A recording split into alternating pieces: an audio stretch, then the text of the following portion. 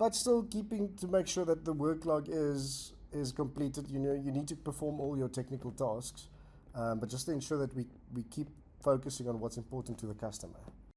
100%. That makes so much sense, and it makes extra sense for Fiskal to use it because of the business software that we work with. So it kind of makes sense that we would borrow from the software industry when we think about our priorities.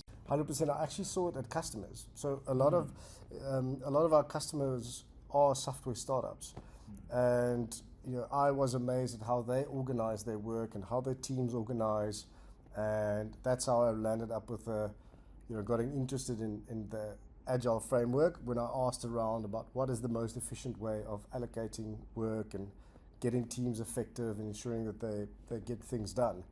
And that's also essentially, if I think back, it's taking elements from how the software teams organize, especially engineering teams, but then also how their customer success managers and or product managers prioritize as well. Yeah, makes sense. And I think that actually flows quite well into the next question, which is, so in your mind, what does it mean to take control of finance? It's a very interesting question.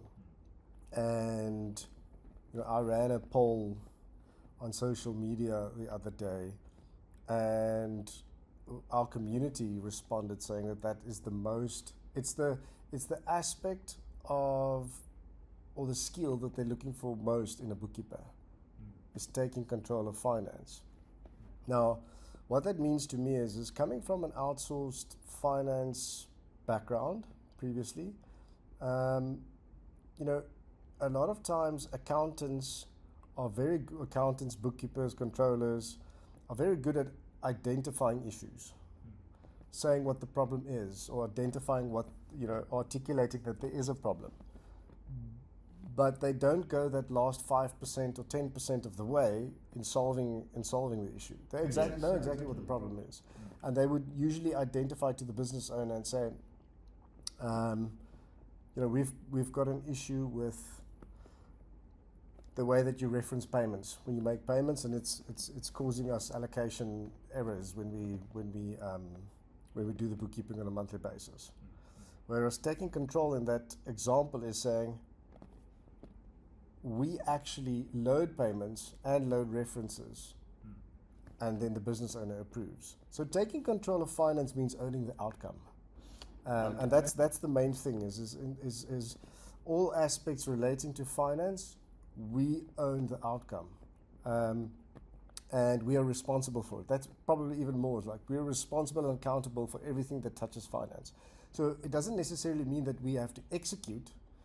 It just means that we want to structure a way and influence other departments that ensures that everything that touches finance is our responsibility. So we're accountable for anything in finance.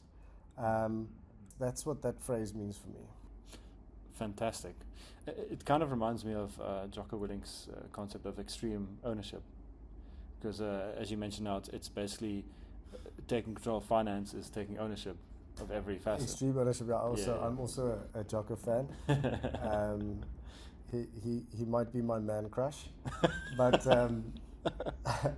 so that is it. And I mean, it is essentially owning the outcome, that anything that you have to do, that you have to deal with, or that touches finance, that we are a customer, and it's a mindset.